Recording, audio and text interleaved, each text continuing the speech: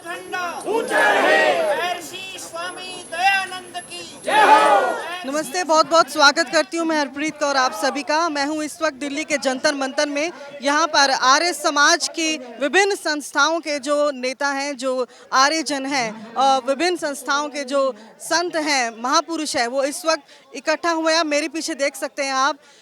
इनमें एक रोष है, रोष इस बात का कि स्वामी रामभद्राचार्य जी ने जो वक्तव्य दिया, जो उन्होंने बात कही थी कि महर्षि दयानंद जी ने एक भूल कर दी, उस भूल को, उस वक्तव्य को अभी तक उस पर माफ़ी नहीं मांगी गई है, जिसका रोष आप देख सकते हैं मेरे पीछे। ये रोष आप देख सकते हैं, ये विभिन्न राज्यों से आए हुए आर्यजन हैं जो इस वक्त अपना विरोध जता रहे हैं, जो चाहते हैं कि रामभद्राचार्य जी जो भी उन्होंने वीडियो अपने YouTube चैनल से रिलीज़ करा है, उस चैनल के ज़रिए, सोशल मीडिया के ज़रिए, उस माध्यम से वो माफ़ी मांगे।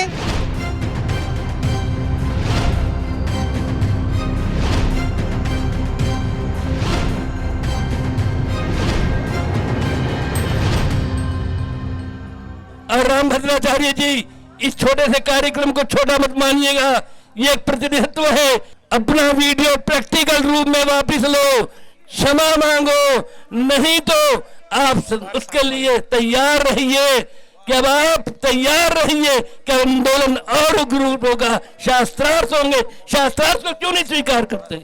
देखिए, धर्म गुरुओं का जो उद्देश्य होता है वो अपने समाज को जो ना धर्म की बातें बताने का होता है, जिससे व्यक्ति धर्म से विमुख होकर के गलत रास्ते पर ना चले और अपने जीवन में जो ना सुख पावे, आनंद पावे। ये उद्देश्य धर्माचार्यों का होना चाहिए। स्वामी रामभद्राचार्य जो स्वयं जो है ना एक विशेष वर्ग का जो ना मार्गदर्शन करते हैं, इंगित करते हैं, उन्होंने महर्षि दयानंद के ऊपर जो शब्द बोले हैं वो अत्यंत निंदनीय हैं। यदि वो समझते कि मेरी बात सत्य है तो कोई भी प्रमाण हो, किसी भी पुस्तक में, महर्षि दयानंद के किसी व्याख्यान में, किसी पुस्तक में लेखबद्ध हो तो वो प्रमाण प्रस्तुत करें, हम उसको स्वीकार करेंगे। अगर वो प्रमाण नहीं दे सकते और वो महसूस करते हैं कि ये मेरे से अनजाने में, भूलवश या अज्ञानतावश ये बात कही गई है, तो उसको जो ना वो अपने शब्दों को वापस ले। हमारा उनका कोई विरोध नहीं है, केवल इसी बात का विरोध है कि वो मिथ्या बात है। दयानंद जी की सत्यार्थ प्रकाश जो उनकी रचना है, देखिए उसमें बता रहे हैं आप कि उसमें रामायण महाभारत को पढ़ने का उन्होंने आदेश दिया है कि रामायण महाभारत पढ़ें। अगर वो राम और महाराज को काल्पनिक मानते तो वो क्यों आदेश देते? दूसरा, इसने मतलब राम और रावण को युद्ध जो वो लिखा है कि उसने रामचंद्र जी ने उसको दंड देकर रावण को और विभीषण को उस पर बिठाया, फिर वो काल्पनिक कैसे हो गई? वो खुद लिख रहे हैं। फिर सीता जी को रामचंद्र जी ने बताया है, सीते ये पुल बना हुआ है और यहाँ जो है हमने युद्ध का प्रोग्राम परमात्मा से प्रार्थना की। महाभारत में उसने सारी चीज़ लिख रखी हैं।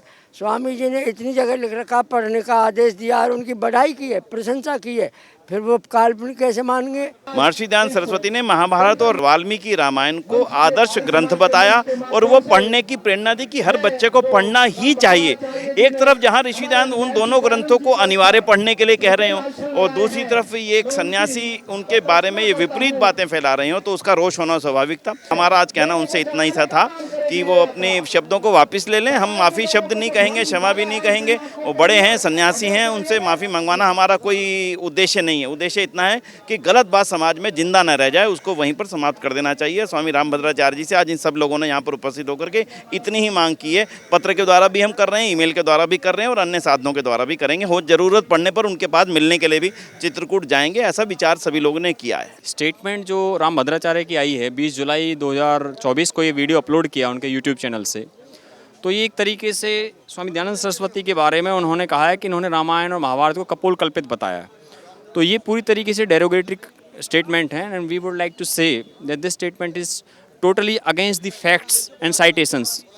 और हम इस बारे में ये भी कहना चाहते हैं कि जो सारा विषय है, इस विषय को उनको मेल करके भी बता दिया गया है, उनको लीगल नोटिस भी भिजवा दिया गया है and further we need to do something more for it, but we are waiting for the answers from there. वो अपने इस बात को वापस लें या तो माफ़ी मांगे या सिर्फ इतना भी कह देंगे कि मैं इस वक्तव्य को वापस लेता हूं, मैंने बिना देखे बात कही है, तो भी उनका बहुत बड़ा बड़प्पन होगा और फिर हम उनका धन्यवाद भी करेंगे।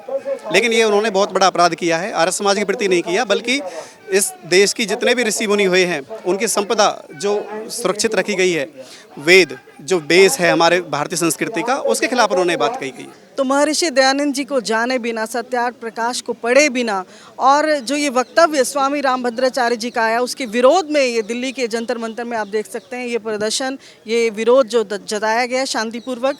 और ये आर्यजनों का कहना है कि ये विरोध अब रुकेगा नहीं, अगर वो जब तक अपना वक्तव्य, अपना वीडियो नहीं हटाते, वहाँ से वापस नहीं लेते, क्योंकि वीडियो अभी सिर्फ पब्लिक से प्राइवेट हुआ है, हटाया नहीं गया उनके ऑफिशियल यूट्यूब चैनल से। जब तक वो अपना वक्तव्य वापस नहीं लेते, अपनी प्रतिक्रिया नहीं देते, अपने शब्द वापस नहीं लेते, ये विरोध प्रदर्शन संपूर्ण भारत ही नहीं विश्व में जा सकता है। कैमरामैन सुचित के साथ मैं हरप्रीत कौर, आर्य संदेश टीवी।